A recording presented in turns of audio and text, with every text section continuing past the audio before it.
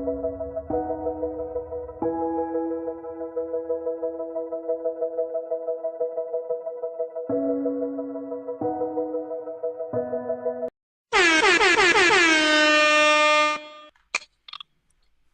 everybody! Happy Thursday! Welcome back to another episode of 15 Minutes of Fame with Dawn Branch. I hope everyone is having a wonderful Thursday evening as I am. I'm so excited. We have a new guest tonight, Miss Dominique Jackson from the UK. We're like international, guys. It's like crazy. I'm so excited.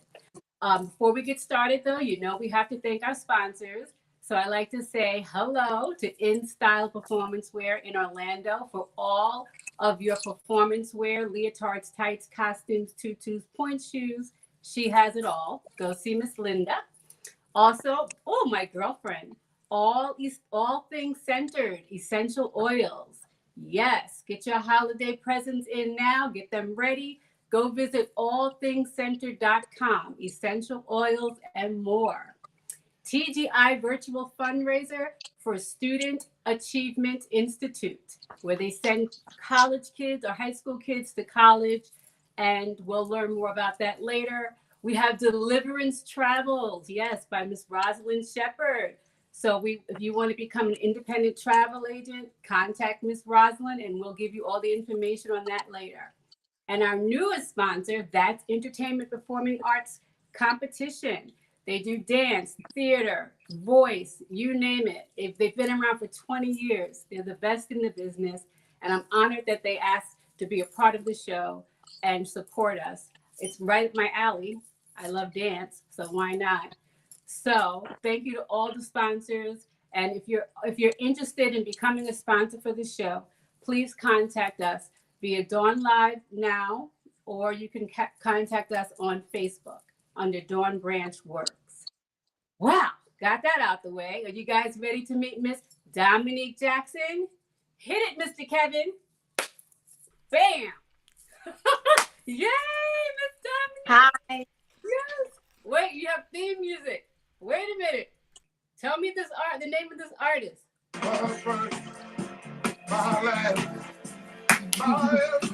Yes. Barry White. Barry White. Yes. Yes. Let me see you dance, Dominique. How you doing in the UK? Oh, We're good. It's the middle of the night Here's the here. part right here. Look. When he gets the microphone, he breaks it down. He goes 5, 6, 7, and boom. That's my part. I don't know why I love that part. Welcome to the show. Oh my God, what time is it there? Let's start with that. What time is it where you are now? It's 1:37 here in the morning. Oh, is that PM or AM? AM. Hey, do you hear that, young students of mine? That's a professional. Right there. She looks like it's 8 in the morning. She's ready. She's prepared. She has a script. No complaints. Okay, young students, that's how you get it done. Welcome to the show. Thank you so much for coming on to 15 Minutes of Fame. I'm honored that you said yes. Thank you for having me. Yes. So before we get started, before I usually introduce my guests, but I think I'm going to leave that for you. And let me tell you why. Guys, actually, this is my first time seeing Miss Dominique Jackson face to face. So that's going to be an interesting story, how you could tell them how we met. But first, who is Miss Dominique Jackson? You go ahead and introduce yourself. Me. I am an actress, basically, from the UK. And I also do many other things, including dance, because my mum runs a dance school. And I kind of do all sorts of performing arts, but I work as an actress, and I've done that from being a child. I can't wait to hear all about the differences between the States and the UK and how they run their program. Is it the same? Is it different? So you said you've been doing it as a child. So in your notes, it said 2 years old. How in the world? What is it, a Pamper commercial? Like, what in the world? Like, no. So my first, I say my first professional job was on the West End in the musical Annie, but actually I started modelling in fashion shows at about 5 years old. But I went on stage for the first time at 2 because, like in America, which is, by the way, a huge influence on the dance community here, you know, the competitions that go on in America, we have that here too. And that's where I started at 2 because, you know, my mum, they were doing that and I wanted to be in the shows. I think I went in a show before I got my own, you know, solo. Um, but that was within the same year. But then, yeah, so I was a little bit earlier than other kids. Yeah, And we have I would say. we, we have like a baby section that goes up to 5 or 6. So I started at 2, so I was in the baby section for a few years. So by the time I left that age group, I'd already got, you know, 3 years of experience. So it was, I don't have any memories before dancing, you know, of life before then. So it's kind of Yeah, I strange, really. remember seeing the video. I'm not sure how old you were in that video clip when you did that solo. Do you remember the one that you put online? We should have Mm-hmm. had it up here. I mean, that's when I was like, who choreographed that? I was like in love with the choreographer. You were like, my mom. I'm like, brilliant. I mean, the stuff she had you doing was so advanced at such a young age. I mean, amazing. So, Mm. mom, I love you and your choreography. Yeah. So in your competitions, did you get like money or did they give you agent credit for like what were you earning when you did your competitions at that young age? No, over here it's very it's like an underground world. Like in America it's so much more known, and it, especially when I was younger, it wasn't cool to do that. So it was Really? very like, yeah, no one, you didn't tell anyone at school. The competitions were like in schools on the weekend when no one else was there. And within that community there was so much talent, and I see some of these people now working in the industry, you know, in top ballet companies and things. But when we were kids, no, you know, it was parents and grandparents that came to watch us, and that was it. Okay.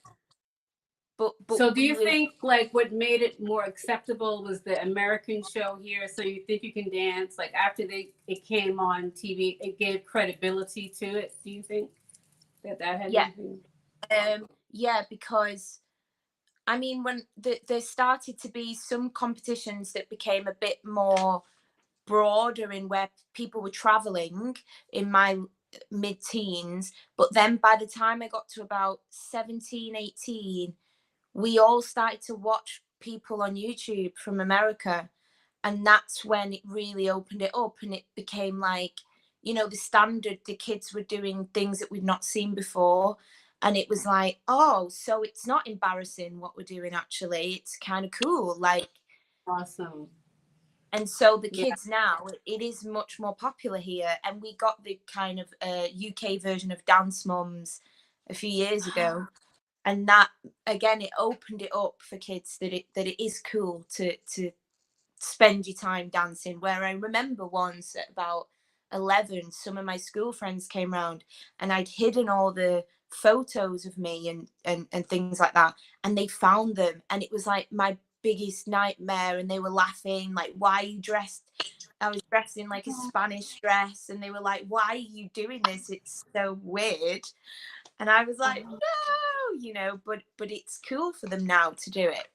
So that's Awesome. really So amazing. you were a trendsetter. You were a trendsetter. Look at that. So I wanted to, okay, so around, that's like early 5-year-old, 6-year old. So you danced. When did the acting bug hit you? Like at what age did you start becoming an actress? Well, I went to an open audition with another girl from my mum's dance school, and we were best friends. So I was going to this open audition for Annie because she was going, and I was 6 then, so I didn't really know what it was about. But Martin Charnin, the American director, was there. And I always have kind of liked, just if someone American's there, it's a bit like, I just felt good. Yeah, I liked it. So we went through lots of auditions. We were going to London, and I eventually I was in a final round, and my friend and my mum, they were planning, and her mum, to go to Covent Garden, and I had to stay to do another bit of the audition. So I went up to Martin and I said, I don't feel very well, because I wanted to go. And he said, he picked me up and he said, okay, well, you're in it. So if you don't feel very well, you can go. So I left, and I said to my mum when we got home, you know, I'm in it. And she said, no, I don't think you are. I said, I am. I'm in it. I'm going to be in it. She was like, no, I don't think you are, sweetheart. And then it was like, you know, weeks went by, and then we finally heard that I was in the cast. And I don't really know too much about what my mum did about it, but I know that it was very difficult for her to say yes, because I had to go to London and be with, you know, a chaperone, and we didn't really know anything about the industry in that way to work professionally. So I went, and it was really difficult in terms of like living and getting myself dressed and stuff. But when I went to the theatre, it was like nothing mattered, you know. I really enjoyed myself. And then I got an agent from there, and I quickly just fell into television. But I think as a young child, if you have got an agent, the opportunities, especially for from the north of England, the opportunities were more in screen at that age, because it was unique with Annie that they had kids from outside of London in the show, because they had to accommodate us. You know, we had to be tutored and live there and have a chaperone, whereas generally it's easier if they use kids from London, because they can still go to school, they just do the show in teams, you know. So I didn't really understand until now. I look at younger talent and I think, oh yeah, of course some of them will go into TV more, because it's just, musicals really are more likely going to be for kids in London most of the time. So how far is London from where you are? Like, what's the travel not really time? that far. I mean, it's 2 hours on the train, and it's about 5 hours to drive. But we don't commute here so much, you know. When I've been to Australia and you commute for 6 hours, like that's normal. Here, you know, 20 minutes is a lot for somebody to travel. So this for me, because I was doing it from a young age, I've never had a problem with it for my work. But most actors move to London because commuting. Yeah. So your best friend that you went with, is she still in the business too? Yeah. Okay. She went on to be in Les Mis, so she played Cassette on the tour in Les Mis a few years later. What I love is when you have a friend that's in the business, because they understand your schedule, which we're going to get to later. I mean, when you really love what you do, you have to put in the time and the hours and the work. And like, if you have a friend, like a local friend, they kind of don't understand it. So it's good to have like a partner. So that's good. So then you went from dance competitions at 5. You were Annie. Were you Annie, or you were in Annie? Like, what? I was Monkey, but I thought I was Annie because I didn't know the show very well. So I was like to my mum on the phone, I think I'm Annie. She was like, I don't think no, you are. dear. No, I was like, I am. I love it. I've got hair like Annie. So yeah. So you were in like the cast. Okay, so then you went from the theater. So now you go to TV. And you're on the soap opera. Around how old? How did that happen? How did you get to TV? No, I worked for many years before I joined the soap opera at 15. So that was quite.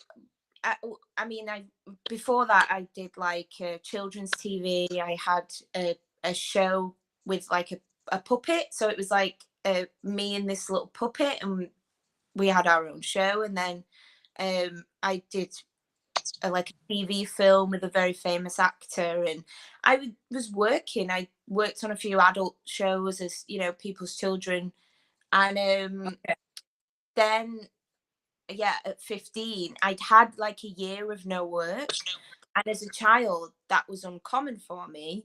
And I didn't really, I mean, I enjoyed school, but I found it quite difficult because I guess doing the thing that I knew I already wanted to do for the rest of my life separated me, because school was school to me. You know, it was, you get your education, you have your breaks, and you go home. I wasn't really there to discover anything about myself so much. So when I was working, I felt like, oh, I could, you know, be myself, and I was discovering myself at work, not at school. So even though I liked school because I could see all the other kids, I'd got used to dipping in and out. I'd got used to, you know, every couple of months Dominique goes away and then she comes back. And this, I'd had a year of not working. I'd gone to high school, well, which is like middle school in America, and I found it more difficult there. And then I got this audition for the soap opera, and I didn't think I'd got it. I went, and the character was like a goth, and I auditioned in, I wore all white for some reason that day, and all the other girls were dressed as goths, and I was in a white skirt and a white t-shirt. And then I just got in the car and I went to Mum, well, I didn't get that. And we So I kept have going. to stop you there. I have to stop you. Wait a minute. Because here's the deal. You have an agent.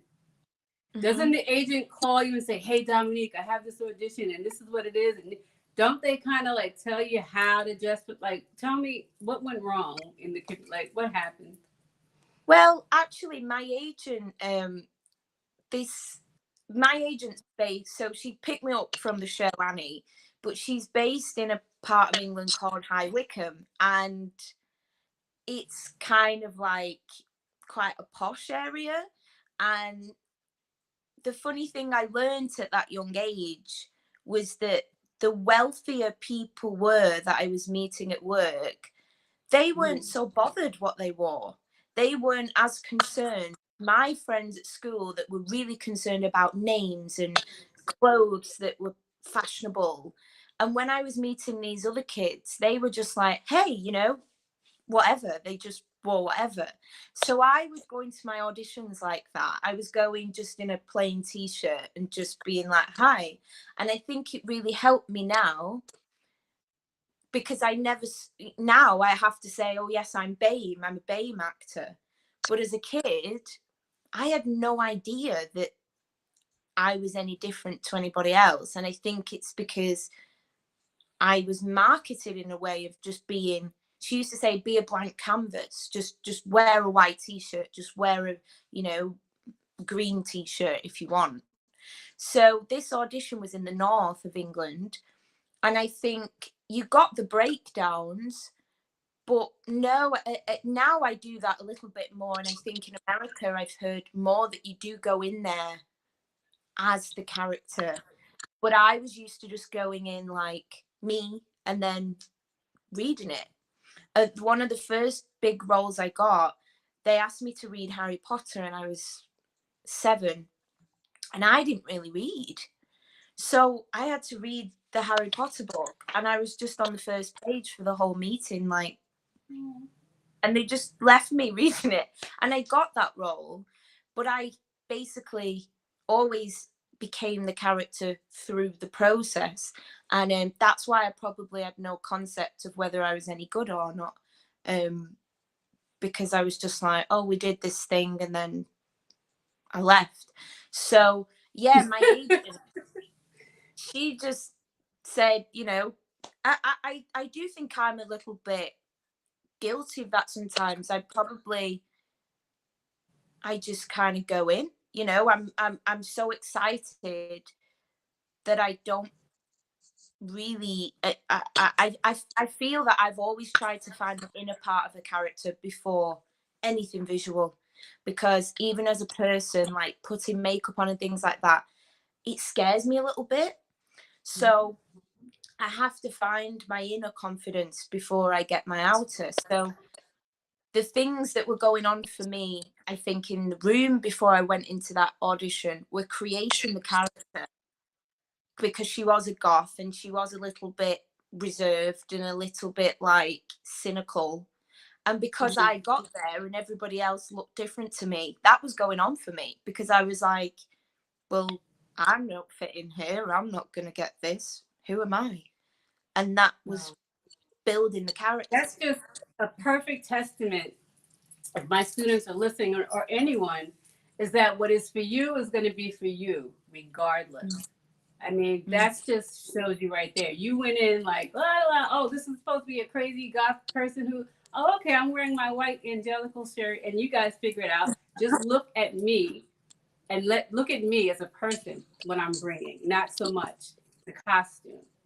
So that's awesome. That's, you said it, but it just, I had to go back to that, because part of what we're doing here on this show is, when I bring in industry professionals as yourself, it's like a teaching tool, because I want students of mine here and just other people who are trying to break into the business to learn the secrets, learn the trades, what worked for you, what didn't work for you, because I want to be able to help. And that's, so thank you for that answer.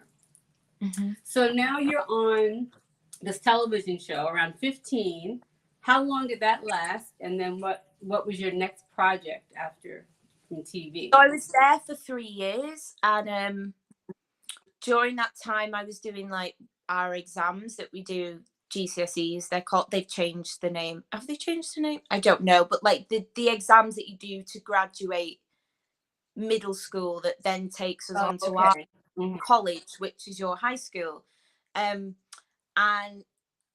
that was the thing that, again, it was like I was going to work, I was working, enjoying myself, but I was missing this key time, because my mind was half here and half there. So I started to realize that I wanted to leave, and more because I wanted to kind of go into education.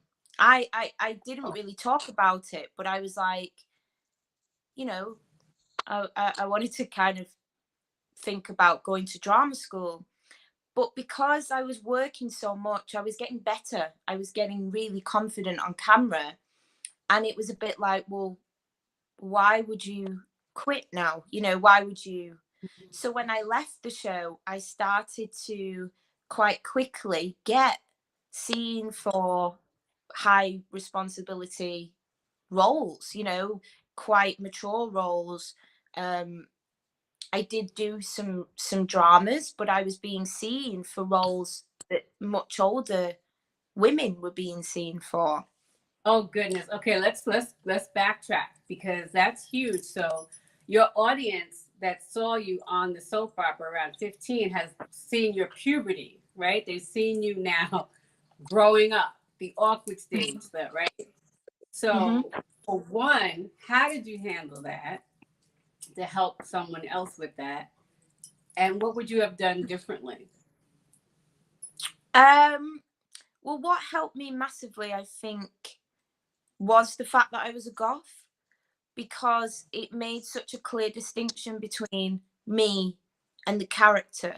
So what I would encourage young people to do is really indulge in the character. I think there was a part of me that was like, oh, what's everyone going to think of me, because I wear all this crazy makeup every day on screen, and I don't, that's not me.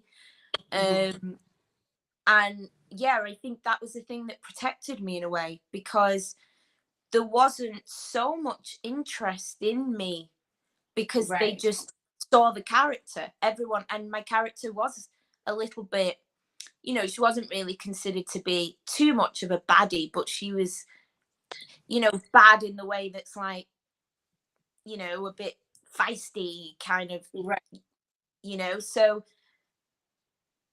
that's all people thought. And, you know, they could say, oh, I don't like her sometimes, or, you know, and it was never Mhm. really anything about me. So that was difficult in a way, because when obviously then people met me, they saw They me as, expected that character. Yeah. yeah, But that is but good that you're right, that you had the makeup on one way. So then when you became a woman, they were like, oh, who's this? This is a new person. Like they're able to see you fresh, differently. yeah, but I would say also alongside that, then when I was not working, and that show, it was an adult show, and I was kind of living an adult life at that age. So I did look like a woman at 16. You know, if Okay. I was going to events and things like that, I did look. And I think that was hard for me, because then when I left, I was being seen as this actress that was strong enough to continue and go forward as an adult. But I wanted to be a kid in a way, you know, not like a child, but I wanted to be 18. And I felt like I already was 18 at 16. And then from about 18 to, you know, early 20s, I was still going, it doesn't matter, I'm still finding out who I am. So Right. I just think, from my experience in transitioning into adulthood, you've got to do it in your own way. You've got to kind of go whatever's coming for you. You've got to go with it. Some people, it happens the other way around. They're treated like a child. They get to 18 and they think, no, now I want to be a grown up. For me, it was Right. more, Dominique's an adult. She's been an adult for years. And I was privately trying to be young at the same time as all my friends were going, yes, we're grown-ups.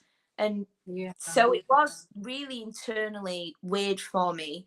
But in terms of the job side of it, I think it was a good thing that I went full into the character. What I would change is I would have let myself have a little bit more fun.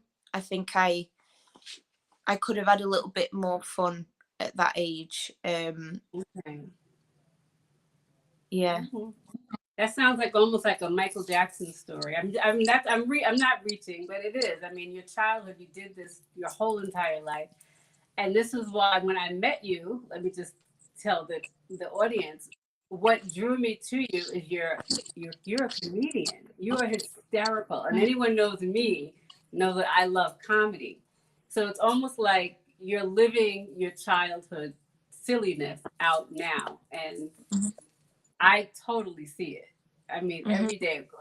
Before we get there, tell them how to find you on your Instagram. What is your Instagram page, real quick, before I forget? It's Dominique H Jackson.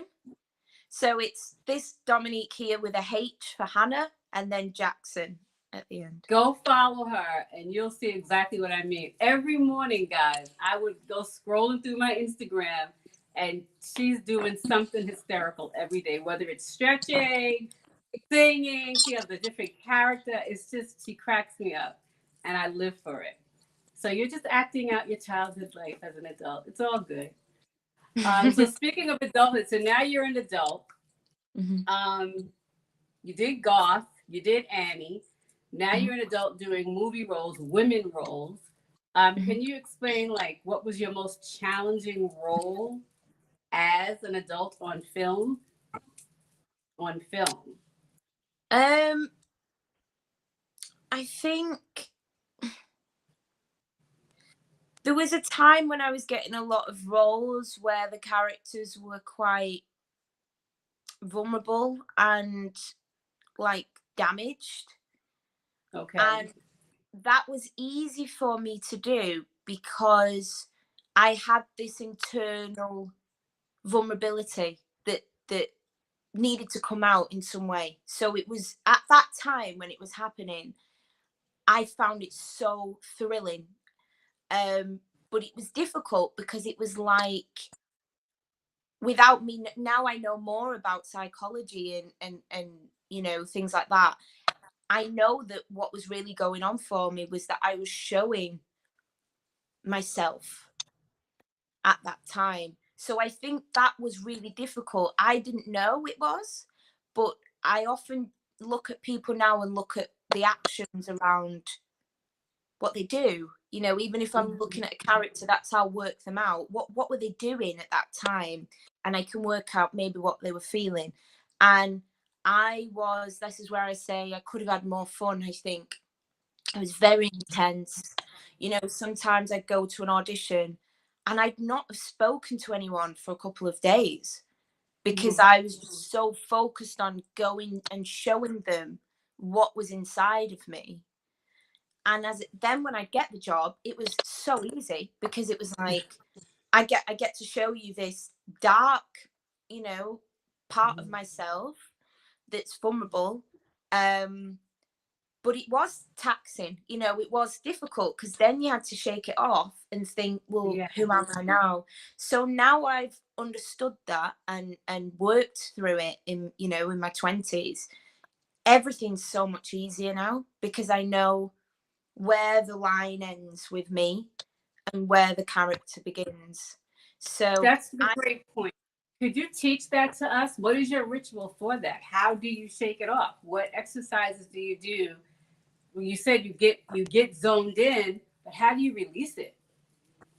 I think it starts in the initial stages of the way that you approach your work, because when I was younger, and I do think younger actors, no matter what age you are, you know, at the beginning of your acting career, you want to be a little bit method. You want to feel, you know, you want to like make it real. And that, if you're doing that at the beginning, sometimes you skip over the kind of the ritual of knowing that it's not real.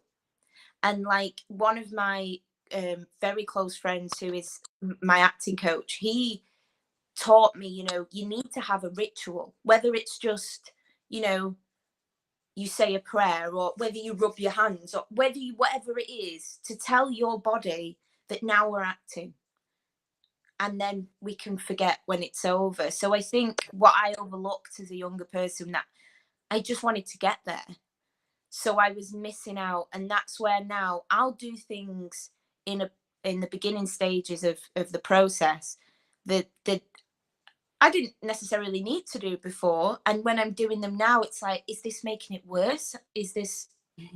But it teaches me that I'm stepping into the role, and that it's not just going to come from nowhere. I think sometimes Right. we think we've got to muster up this kind of, you know, believable story when it's all there on the paper. It's going to be there. You've just got to like tell your body that we're going to be someone else now. So I think it's just as simple as that, really. And it's something that I definitely overlooked at a young age.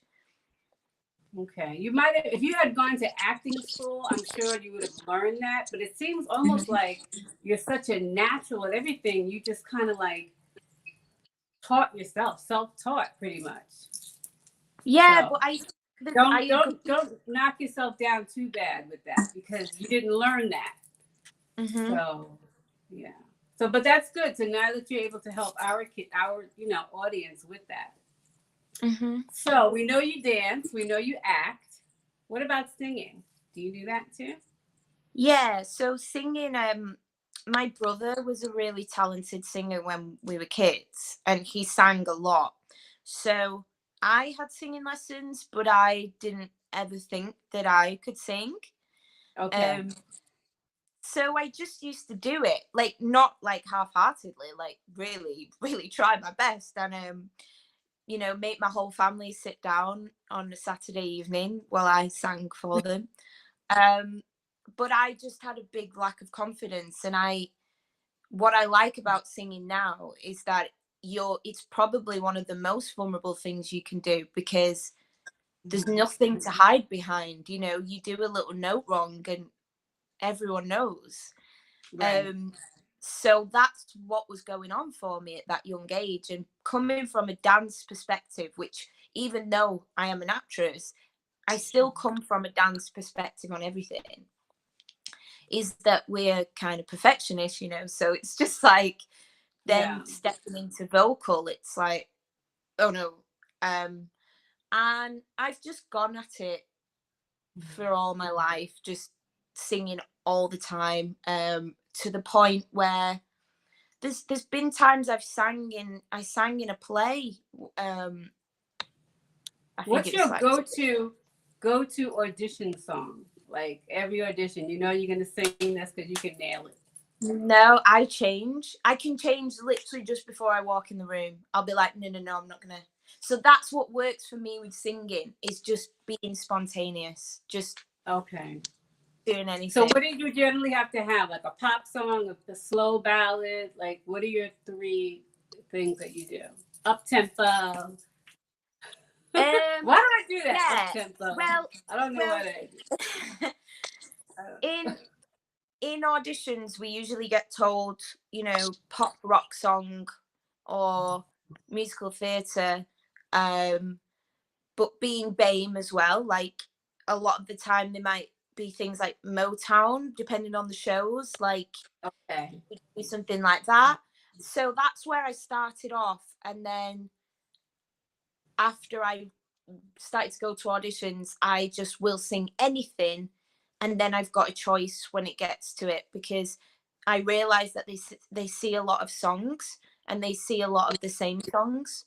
That's what I was So gonna suggest. So if you were gonna tell the audience how to prepare for the song choices, because there's nothing like the lady or the man going right before you singing the song like, that's the song I was gonna sing. So you suggested what advice would you give them about their song preparations with just what you said? yeah, I think you need to choose songs that you like. That's really important. I think, you know, singing, because it is so only you know, on show at that moment, there's the pianist there, which is a saving grace to have someone involved with you. But if you're getting bored of the song, it's so hard to carry on. So you've got to have songs that you like. And that's why I update my rep all the time. I'm always adding a new song in so that I Okay. don't get bored. Because I think with everything, there's some kind of quote, I don't know where it's from now, but it's like about being out of your depth is when you're working at your best. So Yeah. I always like to be a little bit out my depth. I won't go in with something that's polished, you know. I will have a little bit of room for seeing me reach in anything, in a role even, you know. I want to be a little tiny bit where my toes are just touching the floor. Okay, that's an interesting perspective. I like that because it gives you a chance to grow. You're not coming in like this is it. You're saying this is who I am now. I can get better. Help me get better. How do we do this together? I like that. Okay, so we're gonna take a little break. I have to thank our sponsors, and when we come back, we're gonna talk about COVID, Josephine Baker, and where we are now. All right, so stay tuned and hold on. I'll be right back for our sponsor break. Thank you.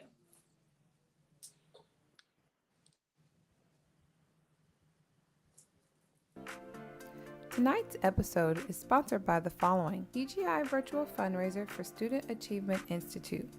Help them send 10 high school seniors to the program to help improve their college entrance exams, gain confidence, and strengthen their writing skills. Please donate GoFundMe/TGI Writing Fund. Next sponsors, All Things Centered, visiting allthingscentered.com, and choose from a variety of essential oil blends, good for headaches, allergies, stress, and better moods. Get ready for your holiday shopping and order your foot scrubs and bath soaks for your favorite people in your life. Taking orders now at allthingscentered.com.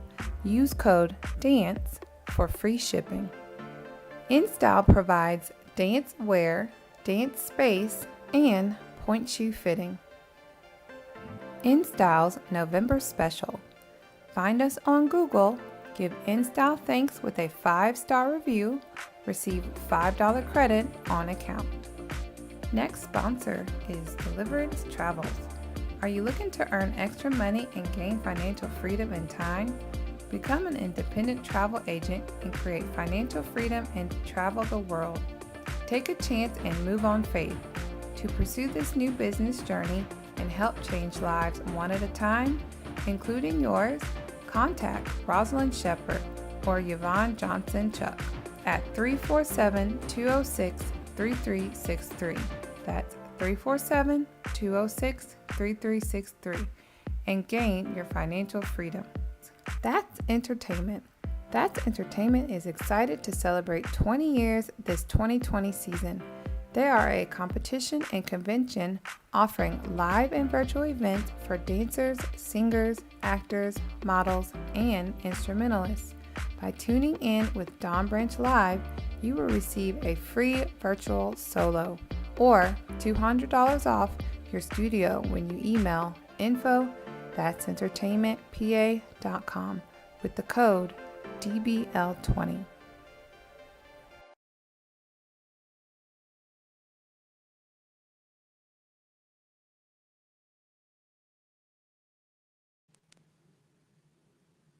And welcome back. That was awesome. Thank you, Miss Shatanya.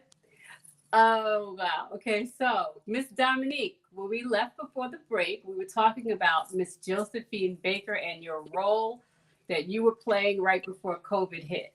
So before we discuss your role, can you introduce the audience to Josephine Baker and let everyone know exactly who she was?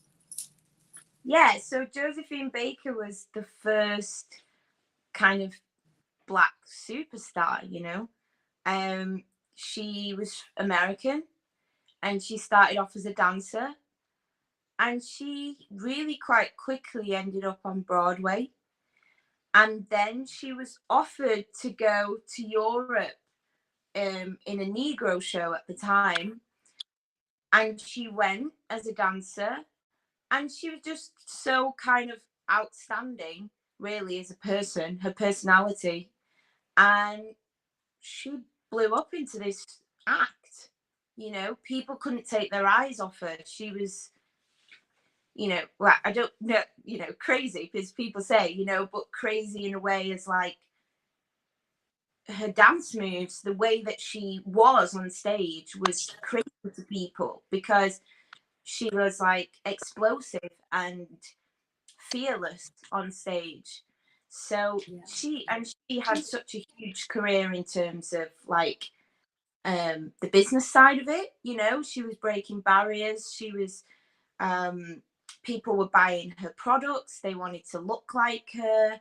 Everyone admired her beauty. She was earning a lot of money, like $20,000 a week in the early 1920s. You know, she had a really successful career. As a person, she was an activist. She had lots of children. She couldn't have children herself, but she had created this rainbow tribe, as she called it, where she adopted children from different cultures with different religious beliefs. She had them, you know, practicing different religions.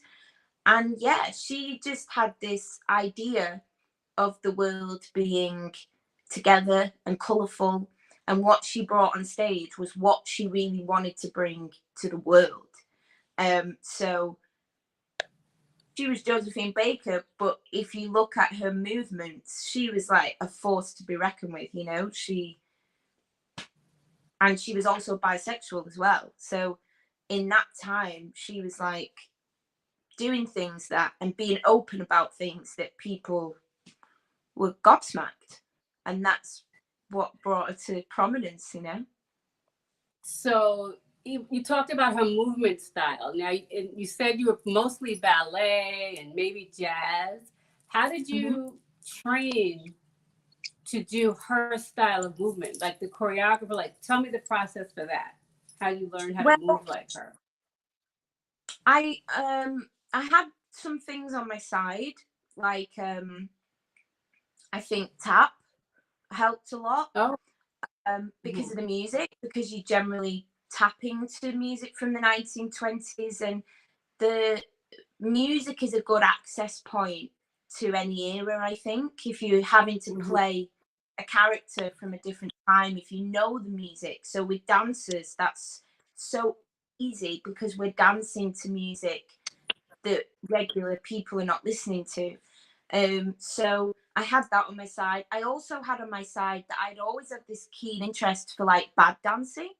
I always wanted to know how to dance terribly because my brain was always like pirouette. You know, when I was like young and I was going out to places and there was clubs and things, everybody was dancing and I was thinking step, kick, step or change, pirouette, you know, when the songs were playing. So I thought, how do I learn to just dance? And I thought, I've got to make mistakes. I've got to at least do some bad moves and then I'll find something in the middle. So I'd been doing that for a few years anyway. And then when I came to see what she was doing, I immediately thought, I need to get in her mind before I know what's making her body move so quick. And I put it down to the fact that everyone was always staring at her and it was her defense mechanism to be like this all the time. So it was like she was freaking people out. And she spent a lot of time when she was becoming more and more famous in France and Berlin. And Berlin, you know, cabaret, that style of being kind of a little bit crazy in the way you can see how that was quite a strong defense mechanism for people that were living boldly, you know, in a time where people weren't so open about who they were. So you had people having white faces, doing all this stuff, and I realized that that's where the movement came from. It wasn't as similar to our style of movement where we're portraying ourselves, we're almost peacocking a little bit. She was pushing you away, and that's what made people more endeared, because she's kind of saying, don't look at me, and then they're like, oh, let me look at you. So when I realized that, it gave me, license to kind of just let it develop. And the director was encouraging me. I would bring something different every day with it, and he would say, yes, when you do that's what she's like, keep doing it. So it was a combination of things, but it was really just trying to see the difference. What was the circumstances and why do people move like that? I think we move how we do now because we see ourselves much more. We are much more conscious of the way that we look. So it's changing the way we dance. I mean, I love it. Especially, I look at some younger dancers who are doing things. I think, wow, it's, I could never have thought of that. But it's because their mind is much more affected than mine by the visual. Because even though I'm online and, we do FaceTime and things, I can remember life without it. I can remember going 3 days and not looking in the mirror or knowing what I look like. But that does have a knock-on effect on the dancing. So maybe it's why the body is now, they are doing more physical things. And that was another thing I realized with Josephine. Even though I needed to create the character and honor the time, what would have been considered wacky then wouldn't impress the audiences now. So I also needed to include some things that I could do. I mean, she was very flexible. She had a flexible back, and there were some performers from that time you can see online where they were doing a bit of contortionist stuff, and so I needed to incorporate a little bit more of that. That I was lucky that I could do, because I did think these audiences, they still want to get the impact of that she's doing something crazy, and we're a little bit more numb now because we see things so much. So it was tricky. So you were able to bring all of that. I wish I would have been able to see it. How long were you able to play the role before COVID happened?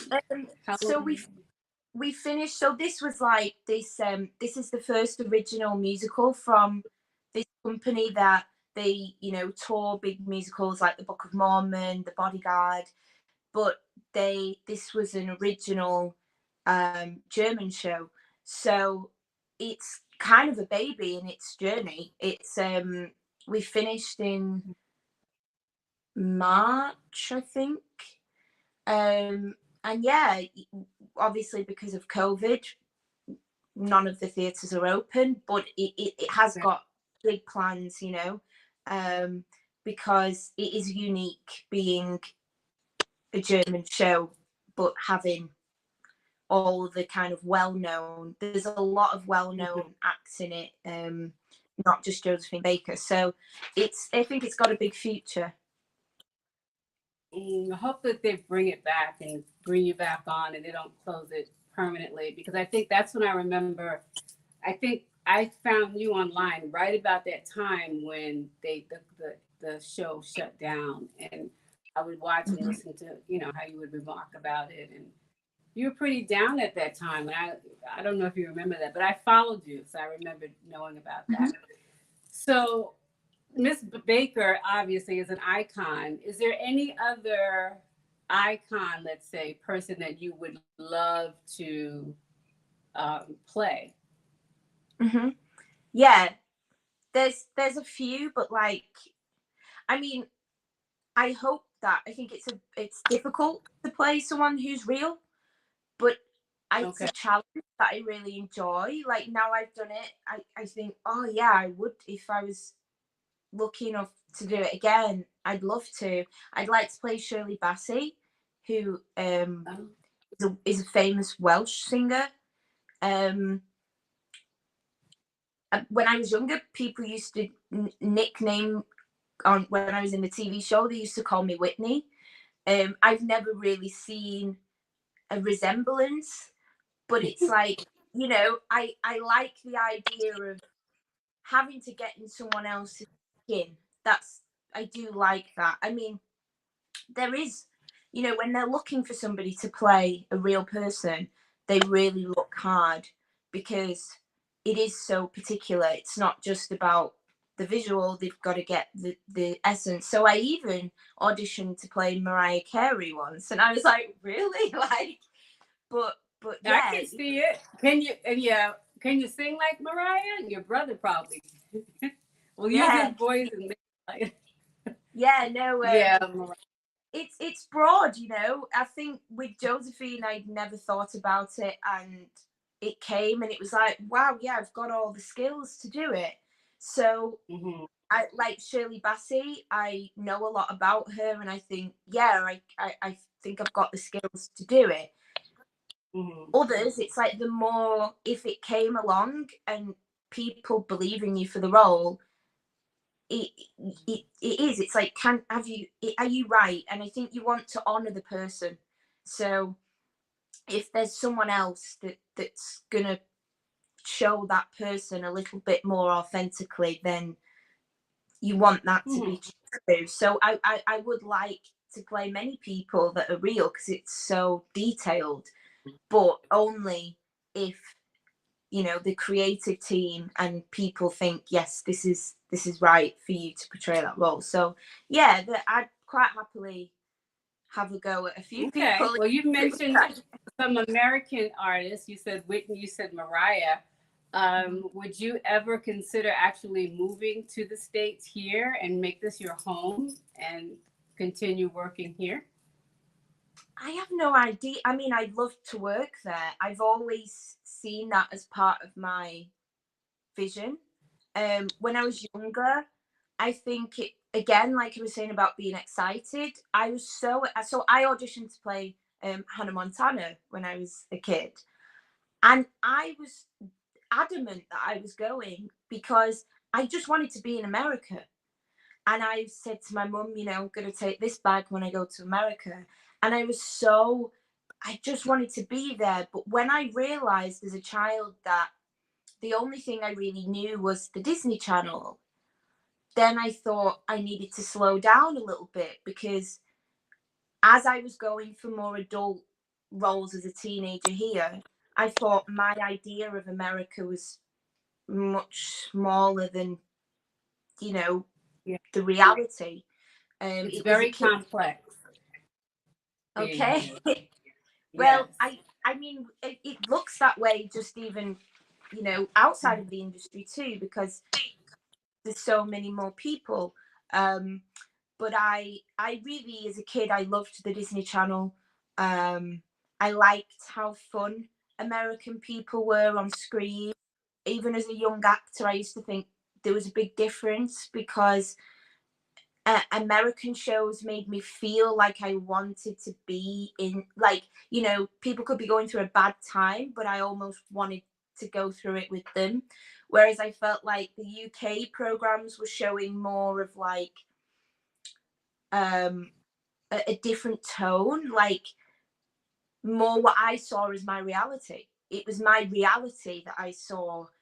Whereas when I watched Americans, it was more like a fantasy world. So would you say UK programs are more just reality based and American is more glamour and glitz and more make believe and you feel like you've gone someplace on like a venture? Am I yeah, reaching? I think there's a few different components in that perspective, because I think even the way that Americans speak is a lot more singy than we're encouraged here. I mean, from the north, there is a little bit more of that personality vocally, but yeah, but in England generally, we're encouraged to speak in more of Proper. a, yeah, like in a more Yeah. neutral, less Mm-hmm. emotive, you know, way. So there's that aspect. Then there's also the BBC from, you know, many years back has a quite an educational perspective to it, because it's paid by the taxpayer. So I've always, from working on the shows, the BBC shows, there's always like a big outreach to give people things that are going in line with the news and what they're going through, and especially the kids programs, like, yeah, education and things. So for me, that was the difference with America. I was seeing there's a lot more shows, you know, there's a lot more room to try things, and I think that's why a lot of UK actors go, because there's pilot season, you know, there's all these things where you're seeing. I mean, the classic for us is, you know, looking at Friends from our perspective is like, wow, you know, they had no idea when they started that show what it would become and what it is to people all around the world. Whereas I think the way that we go at things is that they have a good idea of what they want it to be, they do it, and then we move on. And I About think that show, Friends, there was actually a show called Living Single, and it was created by I don't know if you know the rapper Queen Latifah and her group. They had a show called Living Single, and then Friends actually mirrored them. Shout out to Queen Latifah. I'm just saying. So it's interesting that you would say Friends, but but yeah, Living Single was the beginning of Friends, but just for brown people. I'm just okay. saying. I'm just Well, throwing it out we there. did have this show. We had this station called Trouble when I was younger, where we got, you know, brown programs, but I don't have it now anyway. But that was massive for me, because I was seeing there were a few shows over here, one called Desmond's, where there were black actors more, but this Trouble, we could see things like My Wife and Kids, One on One, you know, Moesha, these things that were like, wow, you know. So that's what created my interest in America, was more as a fan than an actress. So now I think, of course, that child is still there inside of me that is very excited about the thought of going to We're pilot calling you over here, Dominique. Come yeah, on over I here. think I'd love it. I'd love it, because I'd like the idea of no one knowing me, and just pretending I could just be anybody in the auditions. But yeah, it's just about timing, because I think if I was going to go, I'd want to know how long I'm going to be there. It's the practical side of it, actually, that's why I've not just up and come, because it's little things like the time difference, you know, just knowing when's going to be good for my mum and my grandma for me to be away like that. Because I understand, yeah, because how I are they think dealing with COVID over there with your mom? And how's her school now? Guys, I didn't get a chance to tell you, but Dominique's mom actually owns a dance studio. Is it a ballet school? Yeah, well, they do ballet, tap, everything. So real quick, tell us about your mom and her studio, her name, and was she like famous? Like, was she like famous? Well, people still say to me now, is your mum Jane? She's very underground. She's called Jane Jackson. She has a school. She was a dancer herself, but she's very, and I think that's bled into my way of doing things, but she's very head down type of person. You know, she will just, if you're working with her as a student, or the way that she works with the school, is she's not really concerned about what's going on other than what's right in front of her face. So her work is her choreography, the way that her students are known for the way they conduct themselves and things.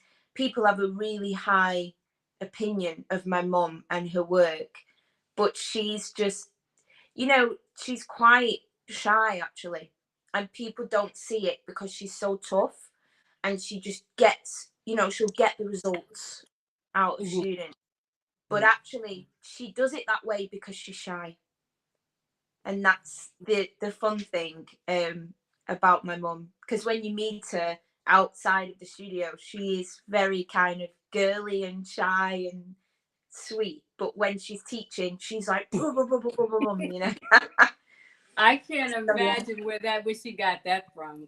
But I'm kidding, but I'm just saying, because like, you are such a professional. I'm telling you, we're gonna put this clip back on when we do a replay of you as like 6-year-old dancing like a 20-year-old. Your mother did amazing with you.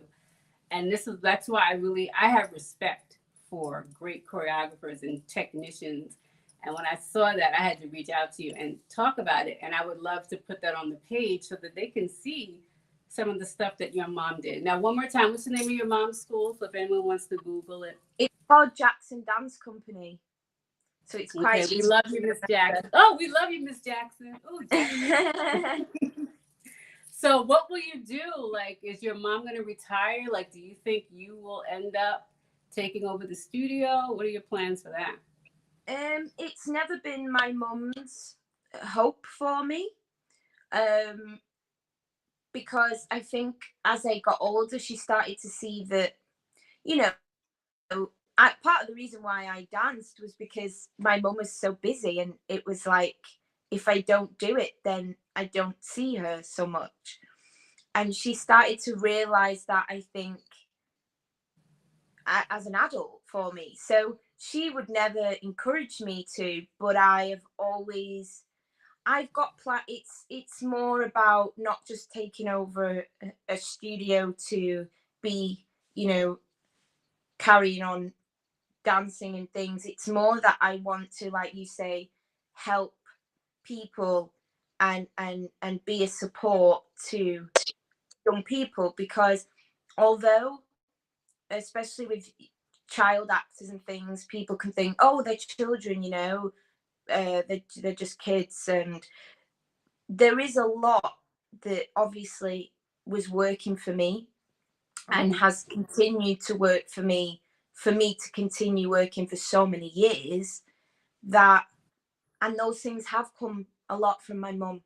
You know, little things that would be going on in the home, discipline, and those are the things that I definitely would want to open a school to teach. It would have dancing, but also mentoring. I want to have different coaches to teach different things, but it's just I think there's so many talented people, but there's certain ingredients that you really need to be able to exist in the industry. And that's why sometimes, you know, you can see it's anybody's game, isn't it? And it's like, how can we start to share the things that work a little bit more?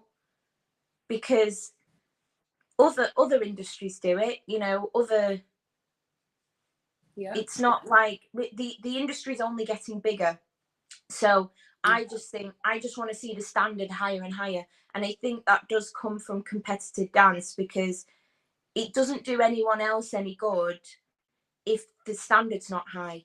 It does you better. Correct. If somebody's next to you working so hard, because we all move together.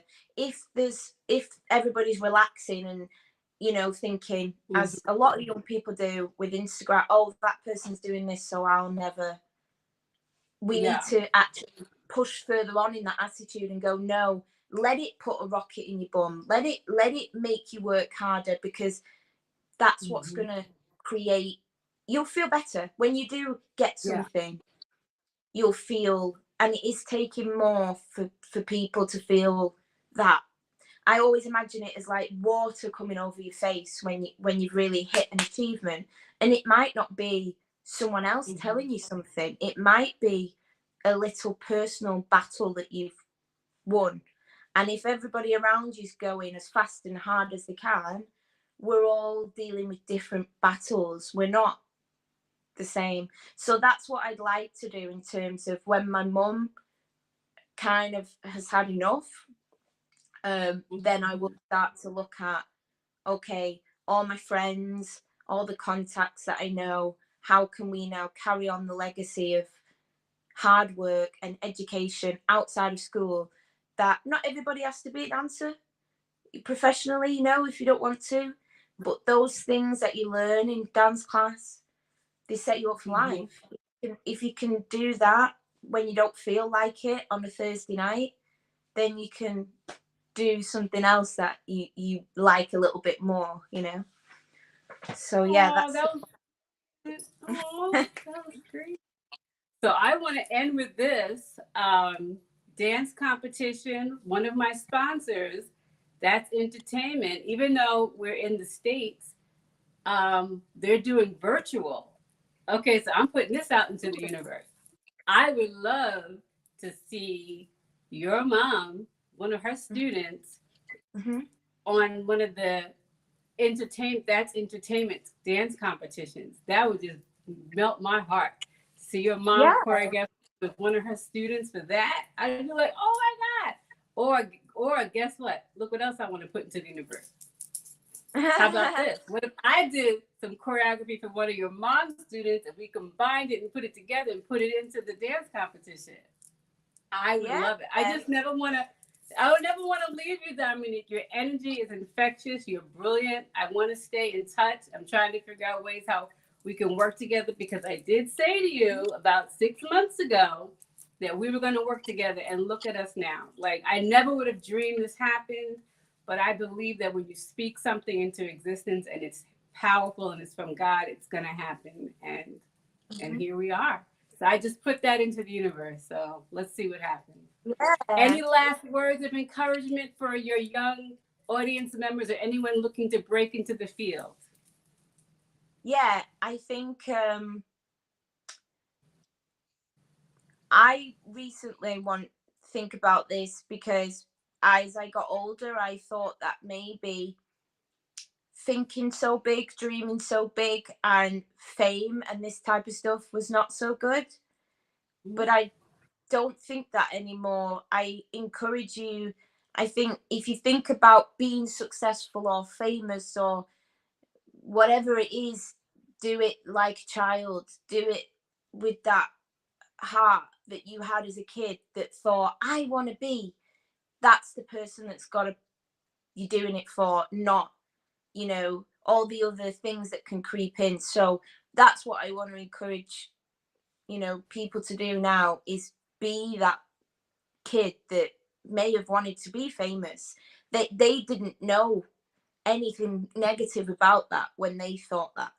So that's the way you've always got to think to keep going, because there's too many, you know, with our industry, there's too many practical reasons that we could say maybe I could do something else. But even if you're doing it in your house, you know, it fulfills that kid. Awesome.